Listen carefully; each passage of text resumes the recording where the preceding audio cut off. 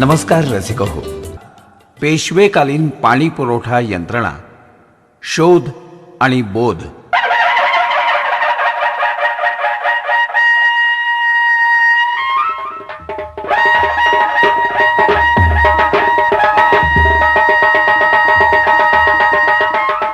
मित्र हो, पुणे ही पेशव्यांची राजधानी.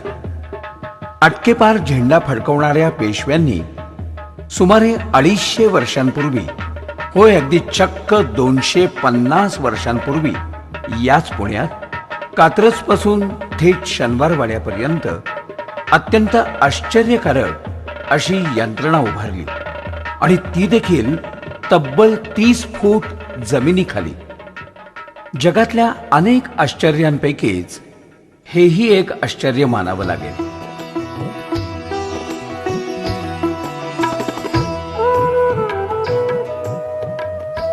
सन 1749 श्रीमंत बाळाजी पेशवे यांच्या पुढाकारानं नागरिकांना पाणी मिळावं यासाठी ही अद्भुत यंत्रणा उभारण्यात आली. त्यासाठी अस्सल देशी तंत्रज्ञान वापरून तब्बल 8 किलोमीटर लांबीचं हे बंदिस्त भुयार जमिनीपासून 30 फूट खाली बांधण्यात आलं. चुना आणि गच्ची विटांच्या सहाय्यानं बांधण्यात आलेलं हे भुयार कात्रजपासून इंदिरानगर, पद्मावती, अरण्येश्वर, सणस चौक, वाडिया हॉस्पिटल, काळा हौद, बदामी हौद, भाऊ महाराज बोळ, तुळशीबाग, कोतवाल चौडी, फरसखाना, नानावाडा मार्गे थेट शनिवारवाड्यापर्यंत पोहोचतं. वाटेतले अनेक वाडे, हौद, विहिरी यांना मुबलक पाणी देत देत अखेरीला हे पाणी अमृतेश्वर आणि ओंकारेश्वर घाटांपाशी तशाच भूमिगत मार्गानं नदीला मिळतं.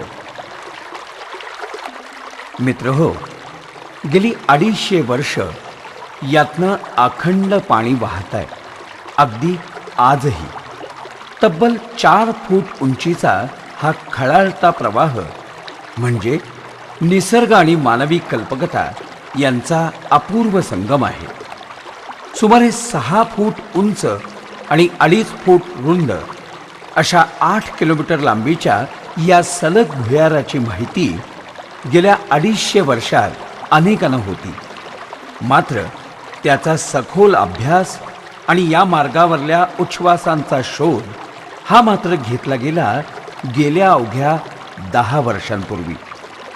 पुण्यातले श्रीकृष्ण भागवत, श्रीराम भागवत आणि नंदकुमार बानगुडे या 3 तरुण अभ्यासकांनी गेल्या 10-12 वर्षात जवळजवळ संपूर्ण मार्ग इथं शोधून काढला.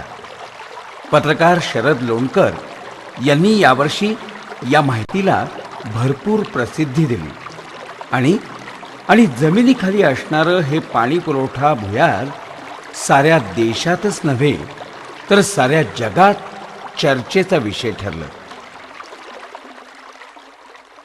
मित्र हो, ही पेशवेकालीन पाणी पुरवठा यंत्रणा म्हणजे आपलं वैभव आहे. या यंत्रणेचं जतन अगदी व्हायलाच हवं. जगाला थक्क करणारा हा ठेवा आपल्या पुण्यात आहे याचा आपल्या प्रत्येकालाच अभिमान आहे.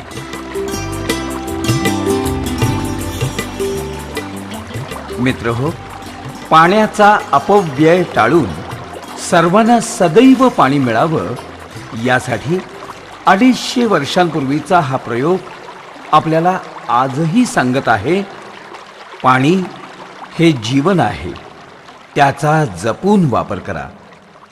धन्यवाद.